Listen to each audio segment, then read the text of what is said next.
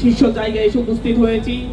এই সময়টি গত বছর আমরা এই সময়ের মাধ্যমে এই জুলাইয়ের নতুন ইতিহাস রচনা করেছিলাম। এই সময়টিতে আমরা যে লড়াইটি করেছি সেই লড়াইয়ের পর পরবর্তী আজকে প্রায় 1 বছর, এর মধ্য দিয়ে যে পরিবর্তনের আশা, যে পরিবর্তনের স্বপ্ন আমাদের মধ্যে সঞ্চারিত হয়েছে, এই জাতির মধ্যে সঞ্চারিত হয়েছে, তরুণ প্রজন্মের মধ্যে সঞ্চারিত হয়েছে, ছাত্র শ্রমিক জনতা সকলের মধ্যে সঞ্চারিত হয়েছে, সেটা বাস্তবায়নের সময়।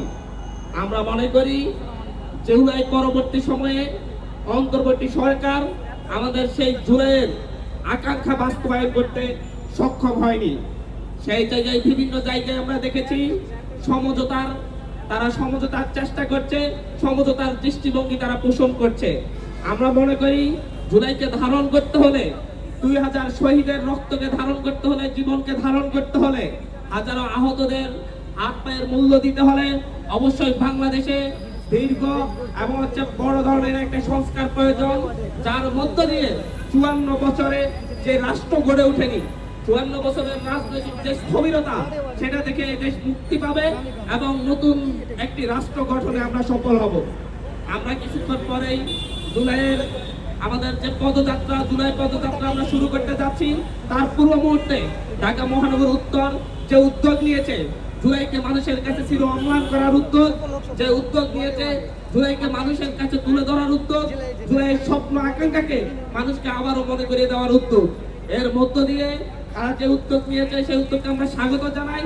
আমরা মনে করি ঢাকা মহানগর উত্তরের 54টি থানার প্রতিটি মানুষ শেখ হাসিনা সে অপকর্মের স্মৃতি দেখতে পাবে এবং প্রতিটি মানুষ যে আকাঙ্ক্ষা লালন করত, যে স্বপ্ন দেখত, সেই স্বপ্নগুলা বাস্তবায়নের জন্য তারা আবার আমাদের সাথে হাত মিলাবে, পায়ে পা মিলাবে।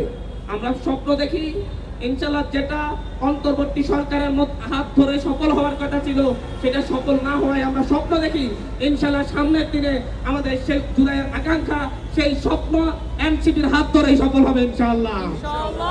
ইনকিলাব ইনকিলাব জিন্দাবাদ জিন্দাবাদ জিন্দাবাদ জিন্দাবাদ ইনকিলাব ইনকিলাব দেশ গড়তে পদযাত্রা সফল হোক সফল হোক সফল হোক সফল হোক দেশ গড়তে পদযাত্রা। সর্বোপরি আমরা ঢাকা মহানগর উত্তরের নেতৃবৃন্দকে ধন্যবাদ জানাচ্ছি এরকম একটি উদ্যোগ নেওয়ার জন্য, এবং তাদেরকে বলবো আপনারা সহ আমরা সকলেই মানুষের ধারে ধারে যাব এবং মানুষের মধ্য দিয়ে দেশের প্রতিটি নাগরিকের হাত ধরে নতুন ভাবে দেশ গড়ে উঠবে ইনশাআল্লাহ। ধন্যবাদ। আসসালামু আলাইকুম।